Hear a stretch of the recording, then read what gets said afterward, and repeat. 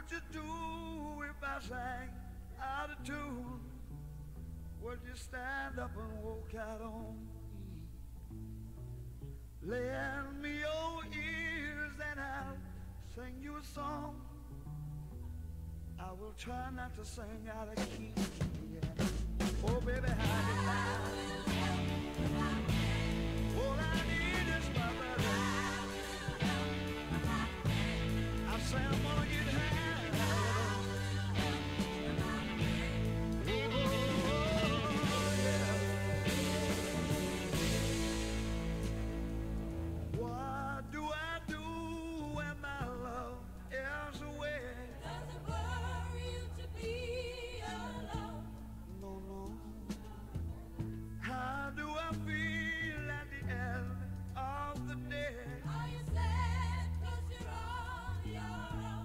Tell don't you say it no more.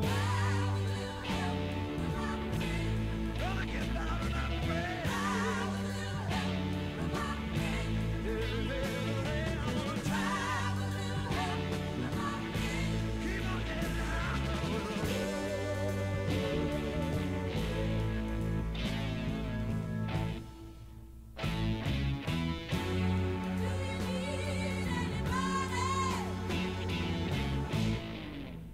Someone to love.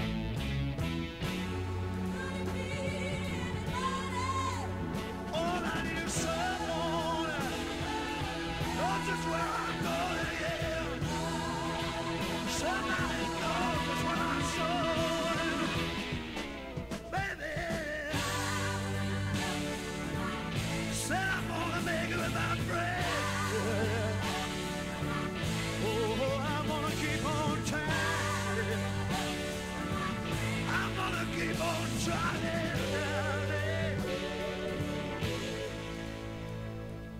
Would you believe in our love at first sight? I'm certain it happens all the time, yeah. What do you see when you turn out the light? I can't tell you, but it sure feels like madness. Don't you know I'm gonna make it with my friends? I promised myself I'd get back. Said I'm gonna try it with them too.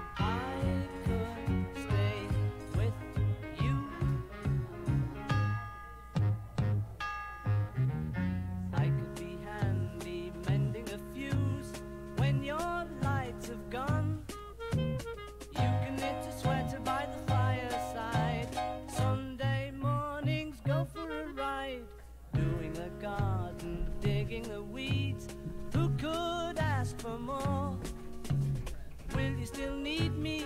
Will you still feed me when I'm 64? Every summer we can rent a cottage in the Isle of Wight if it's not too dear. We shall scream and say, grandchildren on your knee, Vera, Chuck and Dave. Send me a postcard, drop me a line, stating point of view. Indicate precisely what you mean to say. You're sincerely wasting away. Give me your answer, fill in a form, mine forevermore. Or will you still need me? Will you still feed me when I'm 64? Woo.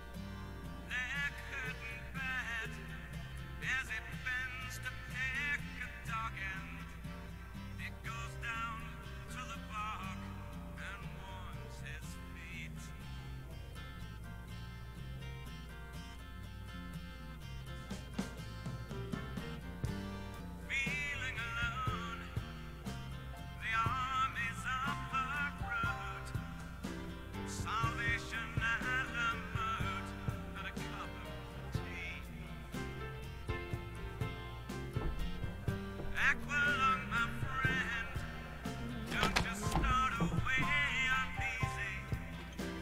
You poor old sod, you see it's only me.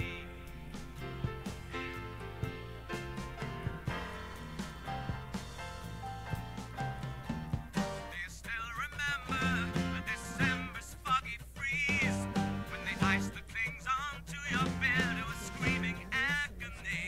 Hey, then you snatch your rattling last breaths with deep sea diver sounds, and the flowers bloom like madness in the spring. Sun streaking cold, an old man wandering lonely, taking time the only way he knows. Leg hurting bad as he bends to pick a docket. He goes down to the bog and warms his feet. Feeling alone, the armies of the road, Salvation Alamode and a cup of tea. Aqualung, my friend, don't you start away uneasy. You poor old sod, you see it's only me.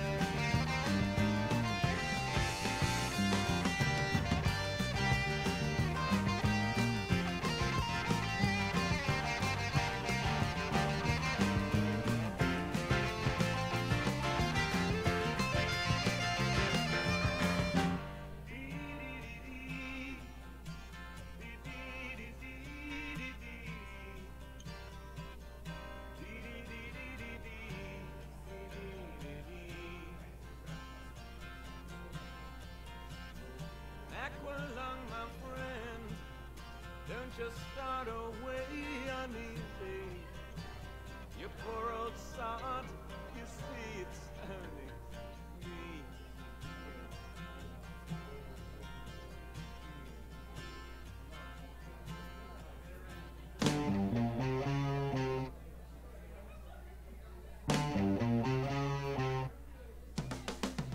Sitting on the park bench, eyeing little girls with bad intent.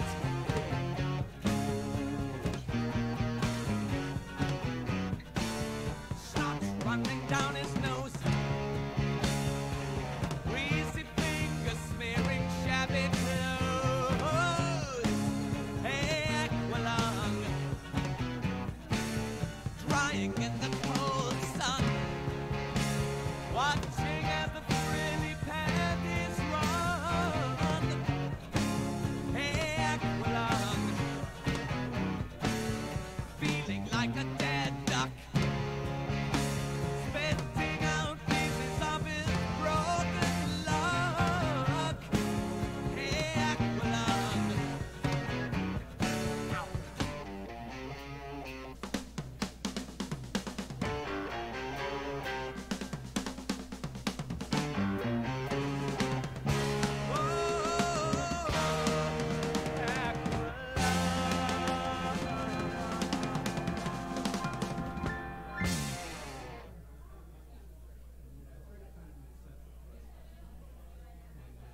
Try the impossible.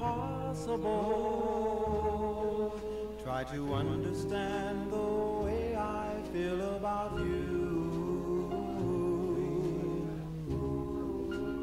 Try the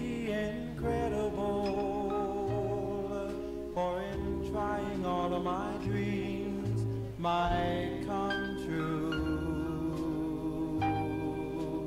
Try to understand you're everything I ever hoped for. And if you try to make it survive, take my heart, it will be yours. I really mean it when I tell you I'll be at your beck and call. Tell me you want me, and our love will conquer all.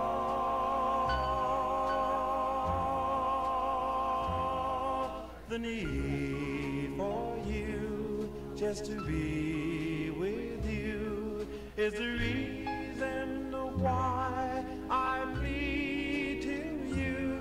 Make the impossible the incredible, and all of my dreams come true.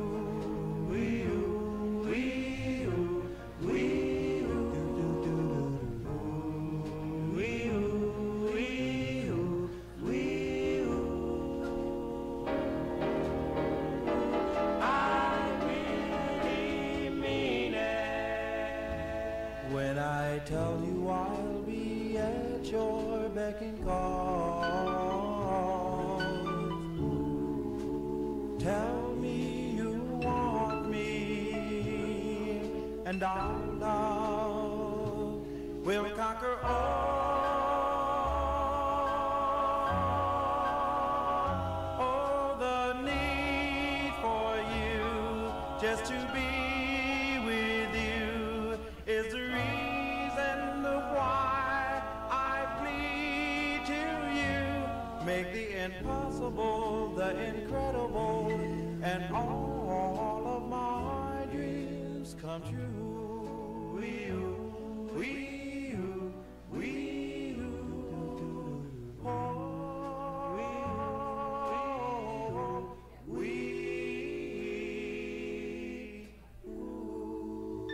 Try the impossible.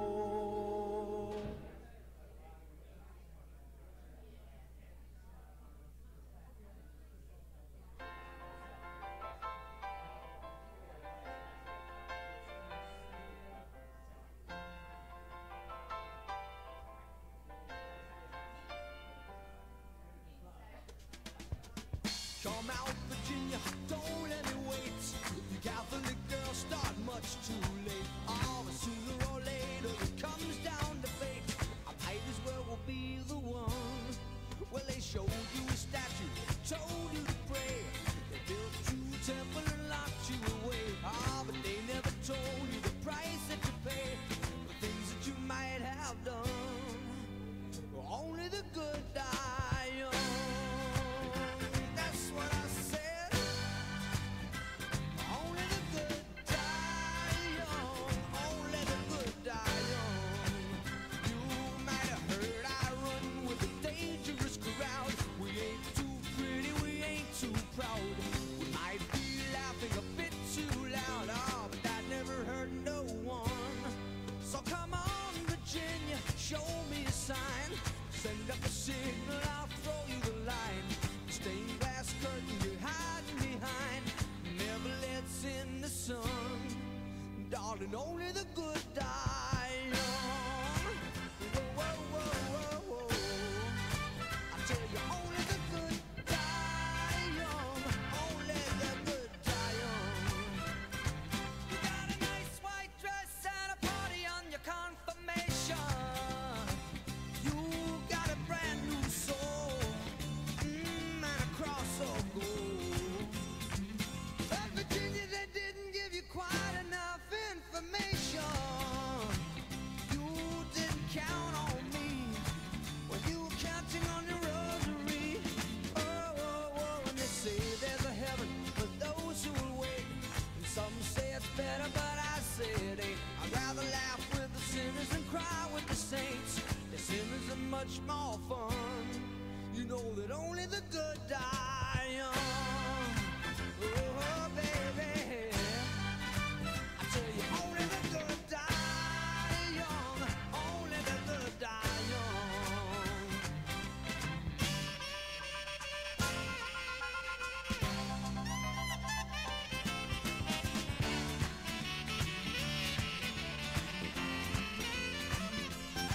Said your mother told you all that I could give you was a reputation. Oh, she never cared for me. But did she ever say a prayer for me? Oh, oh, oh, come out, come out, come out. Virginia, don't let me wait. You Catholic girls start much too late. Sooner or later it comes down to fate. I might as well be the one. You know that only the good die young. Tell you, baby, you know that only the good die young. Only the good die young. Only the good, only the good die young.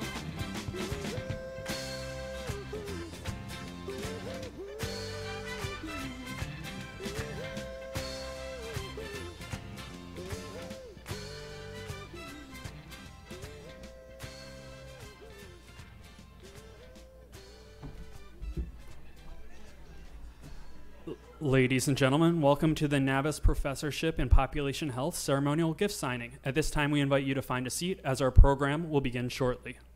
Tell me, darling, you had to go. Find somebody out there to go, baby.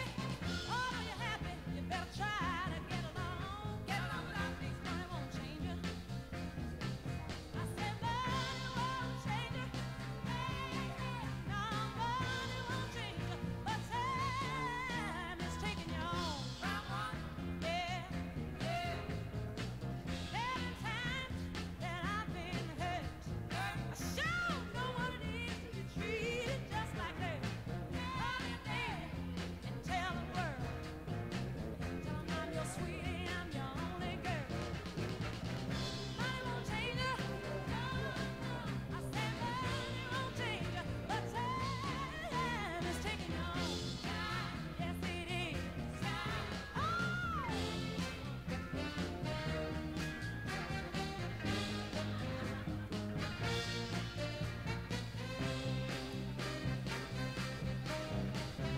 I believe you're happy now that you're gone. But money won't change you. I said money won't change you. Oh, money won't change you. No, no. Can you do without me? Money won't change you. I tell you, money won't change you. But time will take you home. People I feel good. I told myself that I knew that I would. Oh, get it, get it, get it, get it, get it, get it, get down. Money won't change you. Get it, get it, get it, get down with it. Get it, money won't change you. Get it, get down with it. Get it, get down with it. Money won't change you. Get it, get down with it.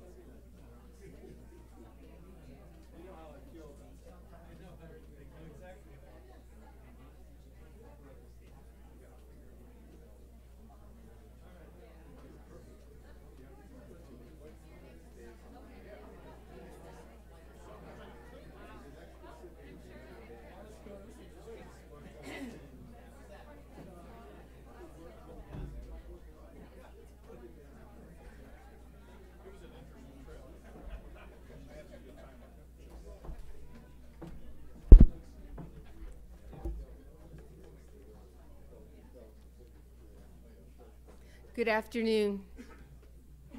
I'm Elizabeth Dale, Jefferson's Chief Advancement Officer. And welcome and thank you for joining us on this lovely summer day to celebrate the generosity of Navvis and its CEO, Mr. Mike Farris. This is a very special gift for many reasons. For one, it is rare for corporations to invest in endowment. Corporate philanthropy usually follows the grant model. You fund a given project for a given amount of time. Endowment is about the long term, as long-term as it gets, forever. Jefferson founded the first College of Population Health a decade ago under the extraordinary leadership of Dr. David Nash, and it continues to sculpt the field. The Navvis Professorship in Population Health is what we call at Jefferson an accelerator gift. It will continue to propel and accelerate the College of Population Health's continued recognition as a trailblazer. Endowed professorships are among the highest honors faculty receive at Jefferson, an acknowledgement of the esteem with which both the institution and the benefactor holds them. Endowed professorships at Thomas Jefferson University date back to 1910, when Maria Gross Horowitz made a bequest in memory of her father, Dr. Samuel Gross, class of 1828. Dr. Gross was the finest surgeon of his time, founder of the American Medical Association, a Jefferson alumnus, and later a distinguished member of the Jefferson faculty. The Navvis Professorship will join the Gross Professorship as one of Jefferson's 86 endowed professorships. We look forward to welcoming Mr. Farris and his Navvis colleagues back to Jefferson for the investiture ceremony and seeing them in the coming decades at Jefferson's biannual professorship dinner. Please join me in thanking Navvis and Mr. Mike Farris for their vision and generosity in making this wonderful commitment.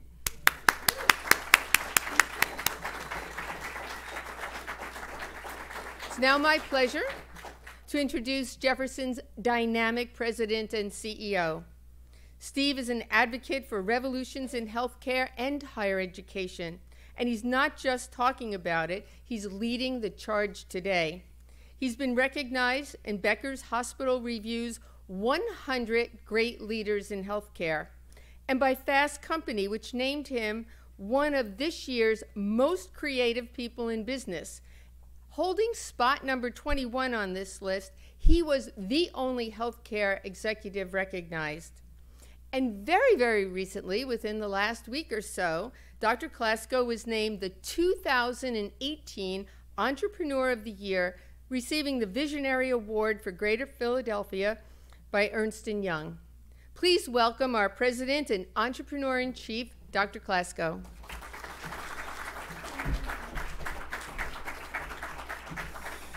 My real goal is to get best new beard, and it's hasn't happened yet. This is not a gift. In a way, it's really an investment in a revolution, and I don't say that really as a marketing thing.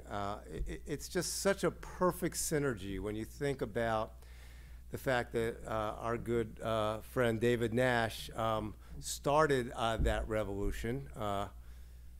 Seems like 200 years ago, but really about 20 years ago, by saying, excuse me, but I think health of populations might matter. We do a great job as physicians taking care of the individual, not so much taking care of populations. And yeah, okay, that's nice. That's a nice academic exercise. And for those of you who know the story, when David had his first population health colloquium, this room would have been much too big. We could have had another conference along with this. And then the one today, which was the 18th, was how many people? 700. 700. And really has revolutionized how we view that. Now, so where does that come together? Well, it comes together because now there's Navvis Healthcare. And for those of you who don't know Navvis, let me just introduce the humans, and if you guys could stand up. Mike Farris is the chairman and CEO. Randy Combs is the COO and CFO. Mandy Manget is the chief medical officer. Tim Elliott is the EVP and general counsel. Stu Baker is the executive officer. Chuck Eberl is the chief marketing officer, and Bob Bauer is the executive vice president. Thank you, guys.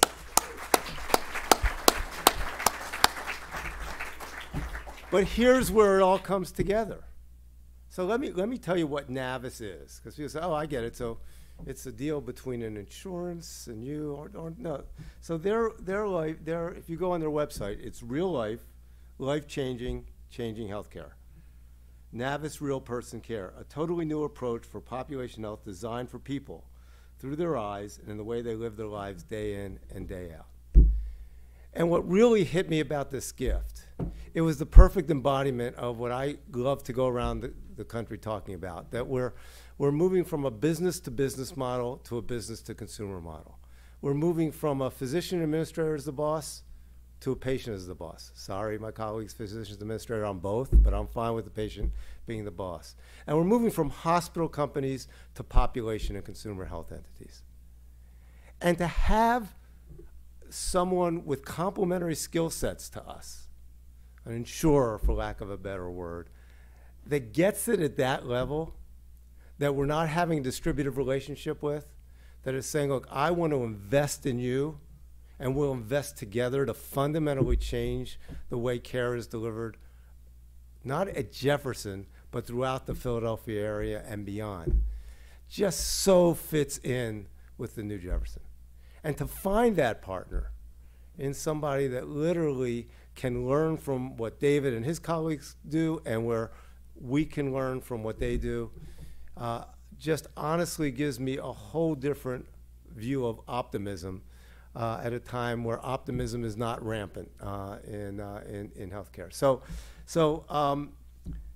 it's a bit more than a gift, and it also fits our four-pillar model, because our mission and vision, our mission is to improve lives, and this will help us do it, and our vision is to reimagine healthcare, education, discovery to create unparalleled value using our academic, clinical, innovation, and philanthropy pillars. So this is a home run, four-bagger, because it includes our academic, clinical, innovation, and philanthropy pillars with great partners that we believe will become a national model for how insurers, corporations, and universities and health systems can get together.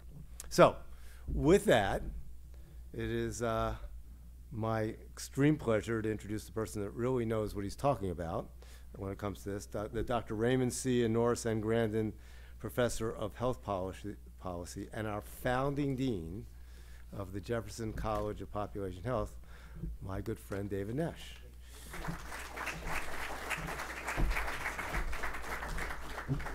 Hey, good afternoon. Stephen, thanks so much. He's always a tough act to follow, but I'm so thrilled that everybody could be here, and really special thanks to the entire Navvis team. And I'm speaking today on behalf of our entire faculty, staff, and most of whom are here in this wonderful room.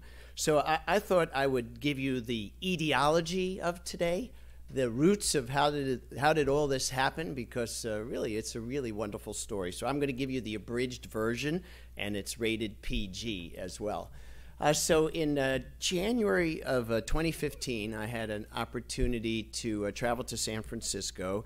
Stu Baker, who anybody who's been in a leadership role in hospitals in the last 20 years knows all about Stu. And I got a phone call from Stu Baker and a guy named Mike Farris.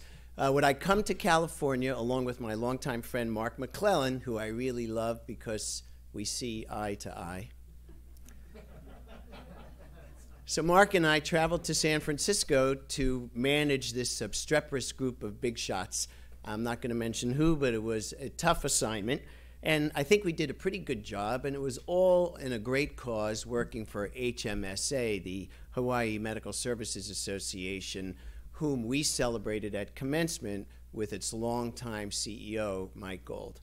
So it was a great opportunity to meet Mike, meet the people from HMSA, be reunited with Mark McClellan, lots of really wonderful, smart people. And I flew home and I thought, okay, we did a pretty good job. And I was happy with the outcome. So fast forward 3 years, so this was January of 15, now it's February of 18, And we appoint Dr. Bruce Meyer, our inaugural Chief Physician Executive for our entire enterprise. I get to renew my friendship with Bruce, which was awesome. And of course, it turns out, not surprisingly, that Bruce and Mike Farris know each other as well. And then I got a wonderful phone call from Bruce. He's new to Jefferson, figuring out what end is up. He says, you know, Mike Farris would like to talk with you. And I said, oh, okay, that's great. Please, you know, tell him, call me anytime. And then he said, well, he's looking for you. Let me let that hang in the air for a moment. And I thought, uh-oh, that's trouble. When Mike Farris is looking for you, it's trouble. So when we finally connected, Mike and me, you know, he was a little cagey on the telephone. And when you phone a dean and you ask a question like, how do you endow a chair? That gets a dean's attention. And he didn't say a chair in your college or anything about population health. He just said, generically speaking, how would one fund a chair? You all have a friend. Right. So I thought, okay, I get it. He's going to kind of feel me out for the whole thing. So basically, that is the etiology of today. So, Mike, it is just wonderful to have you and your team here. The fact that we could connect the dots from all the amazing work that Navvis has done, not just at HMSA, but that clearly is one of your crowning achievements. Your previous connectivity to us via Bruce and me and Stu, to have everybody in one room, to have my entire faculty who make it possible for us to have this great college, and our staff and all the leaders of our university. And believe me, we appreciate it. If it weren't for Stephen, there'd be no ongoing support for what we do. So it's a tremendous, tremendous honor for me personally and for our college. And your 25 years of national leadership, I think, has given you a special perspective, as Steve was alluding to. And in part, by your endowing this chair, it's a culmination, and it's the beginning of the next phase, really, as Steve alluded to. And we need your help. We need your help to continue on our mission, which is pretty straightforward: build the leaders today that the nation is going to need tomorrow to fix this broken system. So, colleagues, let's give a super warm welcome to my great friend, Mike Farris.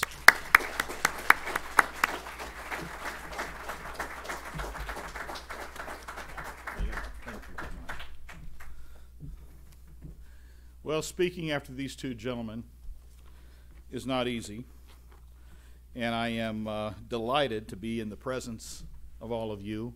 It's a tremendous honor, and I can only tell you that the future is bright, and as Dr. Klesko said, there's not a lot of optimism, but I can assure you this room, based on the leadership of what you've just heard, and based upon our passion for where we think we're heading in healthcare, this room is full of optimism. So thank you again for this privilege. This is our privilege. I think they call us the donor. But let me tell you, your audience, you as an audience in front of me today in this great institution, is as much a privilege for us to find our name alongside yours as anything. So let me just first say what an honor it is, and acknowledge my colleagues who have made the journey as well. And just to say to you that this is an embodiment of our commitment, and I know this is perhaps unprecedented that industry would show up without an ROI in mind. We're here to really get behind your passion, your conviction, and your belief that we really can improve the health of populations across this country in a meaningful way. And if there was ever a time that that's needed, it's needed now more than ever before, as I see it. I learned from a good friend of mine, Dr. Bruce Meyer, when I was with him in Texas, a phrase that I have adopted, and we do a lot of R&D. We call that rob and duplicate. So I'm going to use a term that Dr. Bruce Meyer used with me a number of years ago. And he began to talk about, in the context of what we believe in this next generation of reimagining population health, built on this beautiful foundation of work that truly is a legacy to Dr. Nash and this organization, is to reimagine where we can go from here. And as we've thought about that, in great detail, we finally realized that there is this convergence, and this goes to Bruce, that we must really understand the art of healing, the science of medicine, and the business of health. And until we can bring the convergence of those three domains, people, which is who we serve, people will not really receive what they're entitled to receive in this great country of ours. You know, we are the country that spends more money on health care than any country in the world. Yet we are 26th in longevity. So therein lies this wonderful journey ahead of us that we're so excited about. And we're convinced that the Thomas Jefferson University and the Jefferson College of Population Health will afford us to be challenged to bring our best thinking, to bring our very best to you, while at the same time be afforded the wonderful privilege to receive and to be part of the continued advancement on the journey that you are on today. Yes, we do talk about real person care. It is a theme for us. And you know, it was born out of this notion that we spend an awful lot of time asking a question in our medical healthcare system. And that question is, what's the matter with you? Right? What's the matter with you? And until we framed that question differently to people we serve, and that question being not what's the matter with you, but what matters to you. And the opening up of what that created in creating a new exchange and dialogue as we deliver and think about how we approach population health has been revolutionary. And of course, we're dealing with human beings. Show of hands, humans in the room? Yeah, that's what I thought. And as human beings, you are all sentient. You change by the moment. So health cannot be merely, as the World Health Organization defined it, the absence of infirmity or disease. Health must be the social, emotional, boy, am I speaking to the choir here, the spiritual, and all of those domains that make up health, different than what we know it has been defined by our industry for so many years. And so as we think about health, we then are led into the social determinants of health. And again, am I not preaching to the choir here today? And so as we think about social determinants, we've adopted this little term that says, you're a sentient person. When would we ever, if we're going to manage the health of a population defined in a more holistic way, when do we discharge you? We should never discharge you.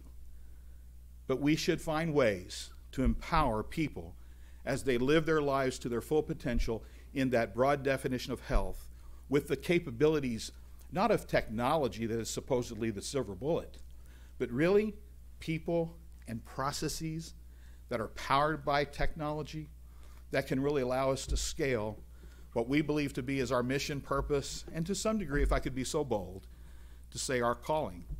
And so we share that passion with you as an organization that is no doubt going to be the continued leader in this space. And again today, it's a great honor. We're delighted and we're excited about the future working with you. Thank you.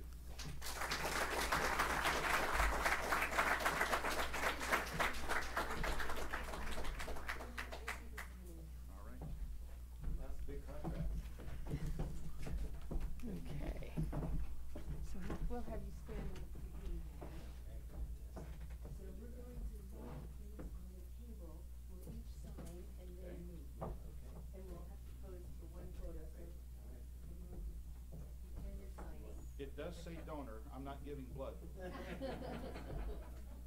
arrange for that if you would like. All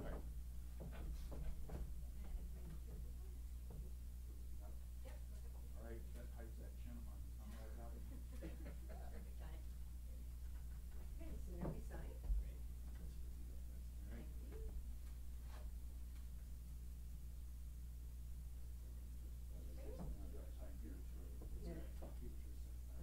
That's all right. There you go. There you go, and sign this one.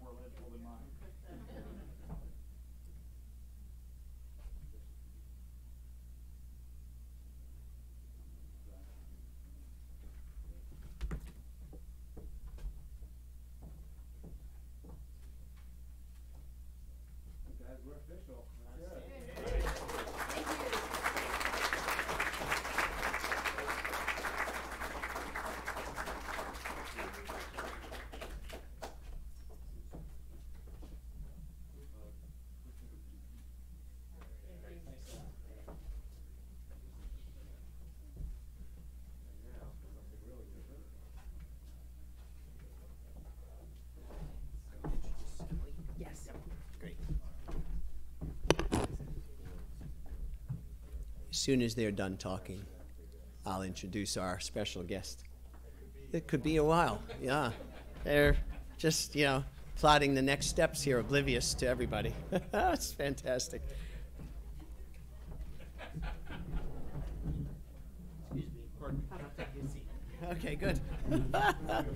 Live television. What could you do? So, colleagues, we're really very, very fortunate to have Emily Rapley here today. Emily is the managing editor of Becker's Hospital Review in Chicago. So Becker's, led by our good friend Scotty Becker. Becker's is one of the most widely read and widely regarded publications in our field. Emily, one of the managing editors, she's going to try to moderate a brief panel discussion of Mike, Stephen, and me. So give a special, warm, encouraging welcome to Emily Rapley.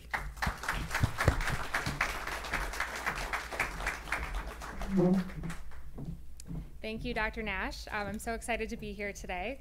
As he said, my name is Emily Rapley, and I'm a managing editor for Becker's Hospital Review. And I'm lucky to be the moderator for this great group of panelists for the next 30 minutes.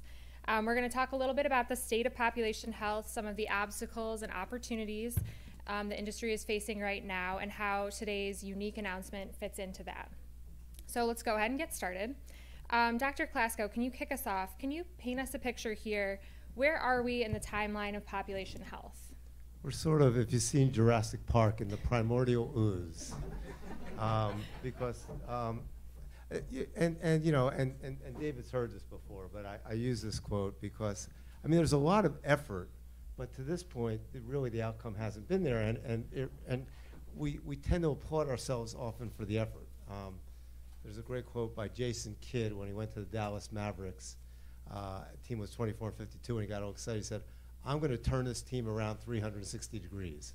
We do a lot of turning things around 360 degrees when it comes to population health. And part of the issue is we haven't really had the discussion, the tough discussion around the non-strategically aligned and sometimes perverse incentives that exist both within organizations and between organizations. So let's take Philadelphia. We have 5 academic medical centers, one of the greatest concentrations in the country, yet we have among the greatest discrepancies, as Mike brought out, of life expectancies. We're number 30 out, I think Becker's did a thing, we're number 38 of 51 metropolitan areas. We all congratulate ourselves, but the presidents hardly ever talk to each other to solve those problems. We have 6 or 7 insurers that are competing with each other. We have 6 or 7 major providers that are competing with each other. The providers don't talk to each other, the payers don't talk to each other, and God forbid the payers and the providers actually have a meeting together that's not competitive. So that's what is different about this, by the way. This is as close to, let's go and do something where we can actually start to move the ball. It's a little bit like if you've ever had little kids that are playing soccer and they're all around the ball and they're all kicking. That's sort of what we've done. We're all doing our little bit, but we're not necessarily moving the ball towards the goal. Thank you. Sorry for that optimistic view. Right. Great. Dr. Nash, it's been 10 years since you founded the Jefferson College of Population Health. Oh, boy. Has population health changed as much as you expected in the past 10 years? And in terms of that timeline, are we on track with where you thought we would be 10 years ago? Wow, so that's a great question. So the truth, Emily, is, we population health in 2008, and this summer is July 18th, we're having our reception to recognize the board's prescient vote 10 years ago. Remember, that was 2 years before health reform. When we finally decided on the name population health, I spent the next 2 years explaining every day what we were trying to do. And now I do it every 4th day instead of every day. So, are we where I thought we would be? It's a great question. I think I'm sort of where Steve is. The short answer is no. I really thought, especially with the launch of the Affordable Care Act 2 years after we were created, that we were off to the races, unstoppable, value-based payment, bundled payment. Everybody was going to try to achieve value. So the good news is what we care about is front-page news every day. But our concern is the nation is not moving anywhere near fast enough to achieve the goals that we all share. And Steve articulated some of them for sure, the disparities, all the rest. So look, we're thrilled to be the first. That's something that's going to be really important to everybody in our school, faculty and staff alike. We're helping the 10 other colleges of population health that have been subsequently created since 2008. So we've got the first textbook, we've got the journal. So look, we're on a mission. And if we're out in front of where the country is and where the system is, so be it. The view in the front is a lot better than the view in the back. And that's where we intend to stay. So hopefully folks will catch up because it's for the betterment of everybody. And the optimistic piece is if people look at what Navvis and David and Jefferson are doing together, people might say, oh, boy, if that can happen, maybe we can start to move that ball also.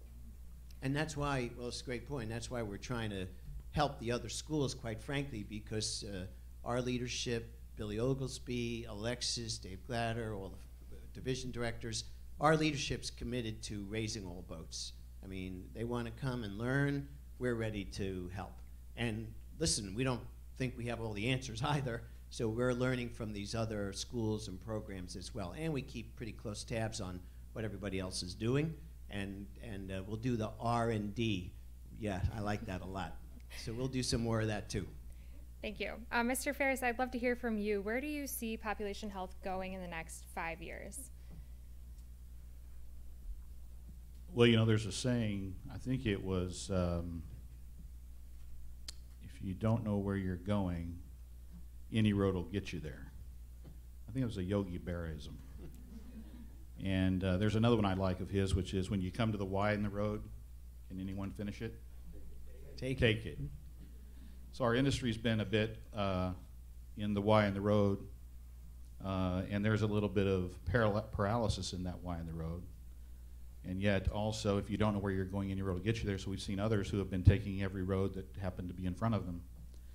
So I think the next 5 years, for the first time in my career, over the last 30 years, I've started to finally see the payer world and the provider world, as it's often referred to, finding a relevance amongst themselves in ways to work together that we've not seen. Now, this is not prolific. In fact, it's the exception rather than the rule. But one of the things that we are so excited about as a company is that we are not an insurance company or a provider, but we are that agnostic Switzerland enterprise that sits at the intersection of the payer, the provider, the employer, and most importantly, the patient or the person, looking at how do we do the right thing for the right reason at the right time, and frankly, how do we do that in a fiscally responsible way? Because look, this is the largest line item on the federal budget. Let's be clear, healthcare is a big economy.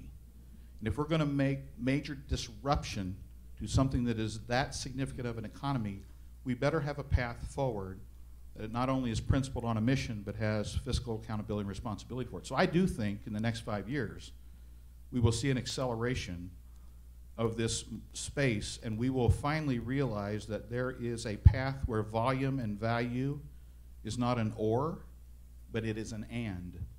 You can have volume-based growth and prosper through value-based performance. And health prosperity, I think, is something that we will unlock over the next 5 years, which will open up new ways to create economic models to fund the change that has to happen. Thank you. And Dr. Klasko, how does that align with what you're seeing as the CEO of a $5 billion health system, and what you plan to see in the next 5 years? Look, I think you know, some of this is it's a little bit like going to confession. You have to really think of internally, and I think everybody tends to blame everybody else for what's wrong with the system, and it's easy for providers to blame payers and payers to blame pharma. Simple fact is the Affordable Care Act did exactly the job we asked it to do. It gave a lot more people access to a broken, fragmented, expensive, inequitable, and occasionally unsafe healthcare delivery system. And the mistake was, it was mission accomplished. Well, really all you did was give access to that system and hope that we transform. And we didn't transform. That's not that we don't want to transform. It's just that we thought as healthcare CEOs incrementally. The average CEO of a $5 or $6 billion system, academic medical center, is about 67 years old. So if you think about that person, it just gets down to individuals. He or she could work harder than they've worked since they've been 40, upset everybody that was used to doing things a certain way every chair, or hope that the system won't change fast enough where they have to change, and the next poor guy that takes over for them, or woman, will deal with it. Because we're sort of in this twilight zone of volume to value. And right now, nobody's really been bold. When you think about it, we have $1 to pay for $1.25, as you brought, Mike. And the Democrats have said, well, we don't want to do the hard and painful stuff, so we'll give everybody a quarter. The Republicans have said, we don't tend to give money out, so we'll just cut 20% of the people off. But we know what the painful stuff is. I disagree with President Trump. It's not that complicated. We know it's around pharma. We know it's around getting payers and providers to work together.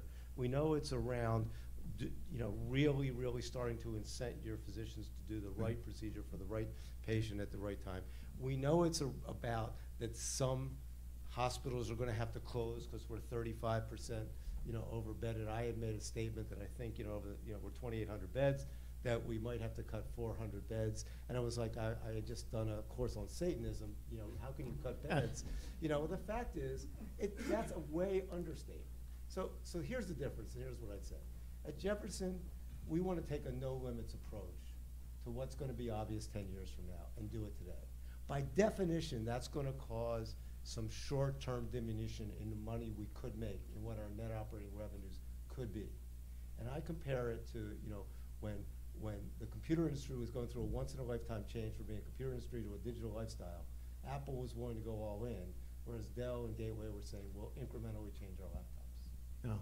So, Emily, I'm going to jump in for a minute, because in Steve's great list, so the change in pharma and all the other issues we are tackling, this room has really great karma for us today. We spent the entire morning through lunch in this room with a wonderful annual graduation ceremony for our postdoctoral fellows in health economics and outcomes research. Our college has a 25-year history of training these folks to go out and look at, are we getting value specifically in pharma for the drugs we're spending? And it's a lonely work right now trying to answer that question, as Steve alluded to. And now we have our acolytes in almost every major firm worldwide, so they're preparing for the signal, for the revolution led by Steve, and I'm just going to be the guy who throws the switch. But seriously, we have so much more work to do, and in part that's why we're here, and to have this sort of gift to help us recruit a new scholar who will help us on the journey. That's really what it's all about. And you said we have so much more work to do. Dr. Klasko, you said that it can't be incremental, but that's kind of hard for a lot of health system executives to take on and see. So what's something that you would tell a health system executive that they could do tomorrow to improve population health? One simple thing. Glad you're the boss. Go ahead. I'll start. My Mac's not working. No, look. So I would say two things, if I can. One is start to think about everything that you can do in the rest of your life that makes things easier and more seamless, and start to look at how you can do them in healthcare. The example I always give is the day after Thanksgiving, I can be in my pajamas watching Game of Thrones doing all my holiday shopping, but if I have a stomach ache, I'm still getting on the phone generally to listen to 11 options to get an appointment next Wednesday.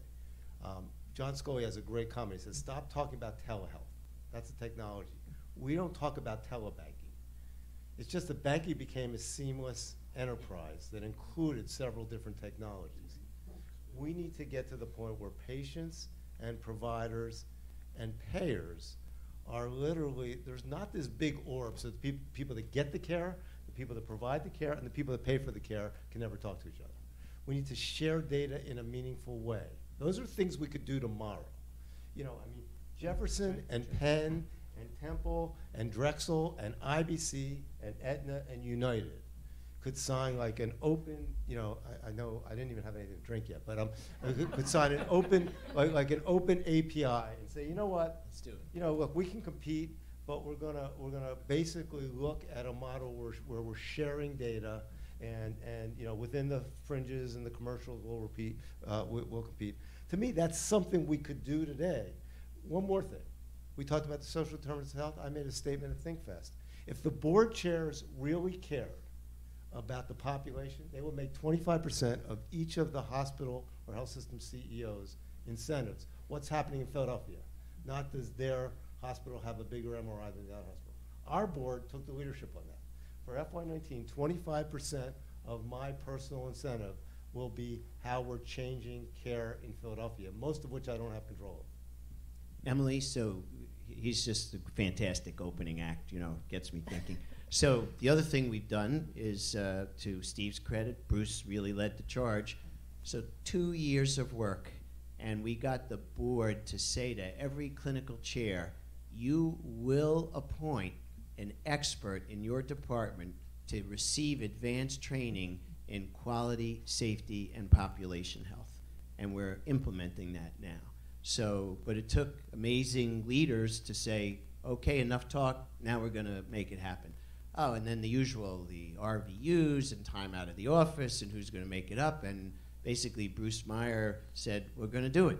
And like a miracle occurred, the waters parted, and it all happened, and we're in the midst of it now. So I feel like the song Tradition. Tradition, yeah, there you go, right. Because, well, you said confessional. That was really over the top. Yeah, it was good. So I think these are the kinds of things, but it takes committed leaders. And that's really, of course, we got a huge number of great committed leaders in this audience, and they know all about how hard this is to do. Can I just add one thing? If this industry, both on the provider-payer side, health system and insurance world, would focus on one particular issue, and it is the health of their own. Amen.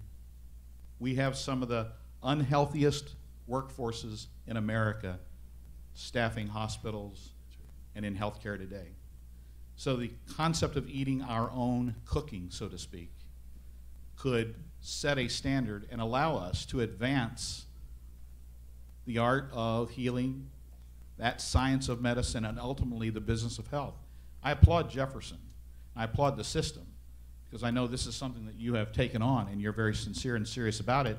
And what a wonderful testimony to the community, to the marketplace, that as we really take that seriously and advance that and can begin to model that behavior, it's really going to be, I think, a contagion for us, and it'll lend credibility, because it just doesn't ring true all over the country where we go. It just doesn't ring true. We hear health systems say, well, we want to deliver care, we want to take a product down market, and we want to go to the employer market, and yet we really aren't owning the own challenges we have with our own workforce in terms of health, in terms of productivity, and everything related to that.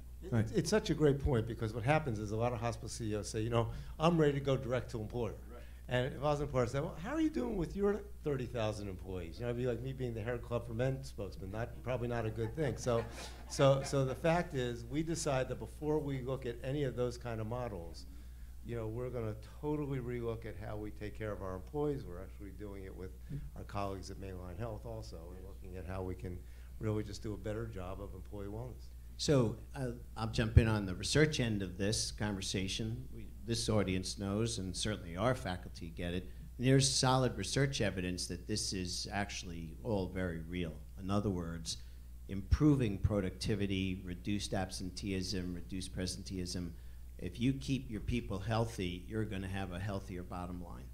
And I think we obviously need that piece. And it's also the powerful symbolism of, if this is our business, we ought to be the best at helping our own people stay healthy. I mean, who are we going to turn to do this? I mean, we got to look in the mirror, make sure that we're the leaders. I think that's an excellent point, starting with your employees, improving productivity. It's a really great space to practice as well. So, Mr. Ferris, aside from that, what would you say most people are missing from their population health strategies? Navvis Consulting. I mean, Mike's not working. I will say this. what we found is that there is no one single thing that you can glom onto and have that be the silver bullet. So I could list a lot of things, and I couldn't give you one single thing, but I will say this. The industry has had it wrong since it first became notable around population health. The noise in our industry around the silver bullet called technology is prolific. And if we can tamp down that noise and amplify a different signal, that signal that we would amplify would be first and foremost people who are trained and purposed, passionate, and deployed with processes that really address care in the holistic fashion that we talked about. And those people and processes then have to come through organized systems of networks that can effectively make those people and processes achieve the outcomes they're looking for. And of course, within those networks, we have to govern those networks with physician engagement, physician-led governance that's real, that does put people at the center. And then lastly, it all has to be powered by technology, clearly. Technology is critically important in order to get to scale. And that's what we're trying to do here, is get to scale. And as you think about the challenges, that's not easy. This is very complex. So I get that question actually a lot. And when we move into various venues, we think in terms of assessing, designing, building, and operating, because we have to really unpack this on a holistic and on a comprehensive scale. Otherwise, we do fall victim to what the industry's doing, which is preying on the health system world by coming out with one-off silver bullets, thinking this one is going to be the one. But here's what you can do. If you look at Jefferson, we had been merged with Mainline Health, and in sort of the way things used to be. And now you look at our current relationship, and it exists through the Delaware Valley Accountable Care Organization. I think Catherine Schneider's right out there, and Andrew Norton from Mainline Health is. And now our relationship is about how can we better take care of the population as two leading healthcare centers. We're hospitals, we're academic, and we have, so you have your College of Population Health over at the Lankan Institute for Medical Research, but Catherine, literally, DVACO is the glue that allows us to potentially work with folks like you to say, how can these two great organizations, without merging, actually provide that kind of better care? That's where we put some of our employees together and that kind of thing. So that's what I think people can do, is say, if you're really serious about it, be bold and think different, do the right thing, and put people first. Yeah, well, I'm going to add on to that, if I might, Emily. So great to have Andy and Catherine here, of course. So we're very fortunate. I had been a Mainline Health Board member for 9 years, and under Jack Lynch's leadership, Phil Robinson and others across the system, the board committed resources for us to build an off-site research center with our faculty at Lankano. And we're tackling, and to their credit, tackling some pretty difficult questions like disparities in cancer care based on race and gender.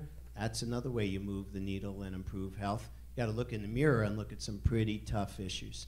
And so great to have this kind of research basis, but we're using that to propel change in the system. But you got to have committed leaders to make that kind of allocation. Thank you. So we have time for one more question. And I think today's news is really exciting. It's such a unique announcement, nothing that we've ever seen at Becker's before. So what do you hope to accomplish with this professorship of population health in the next year? And Dr. Nash, I'll let you start. Oh boy, you saved the toughest one for me, huh? Okay. So look, we're grateful. Obviously, now comes, today's the fun part and the wonderful part. Have all these fantastic friends of ours and supporters in this room, and for me, recognizing our 10th anniversary, pretty special.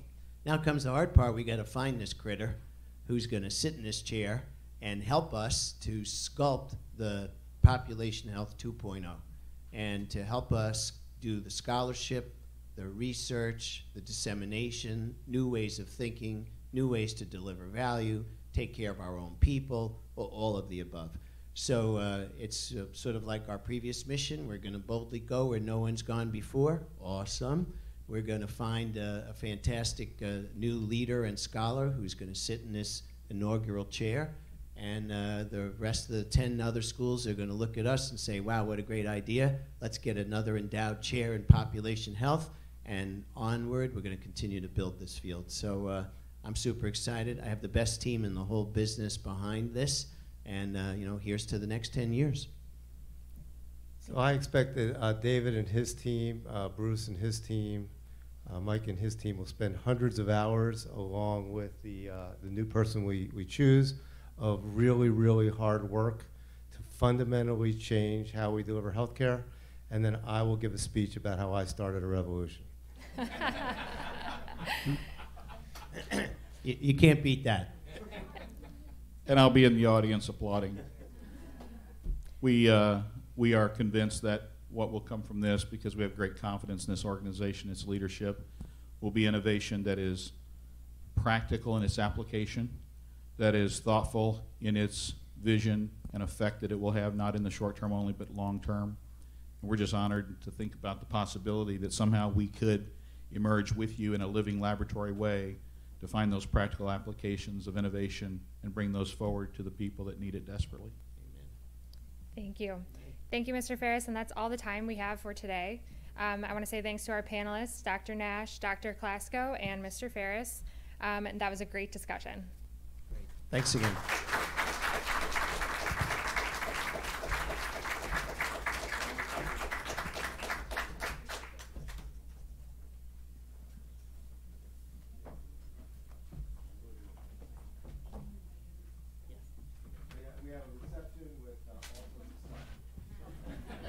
Please join us. It's right behind you. Thanks again, everybody. Really appreciate it.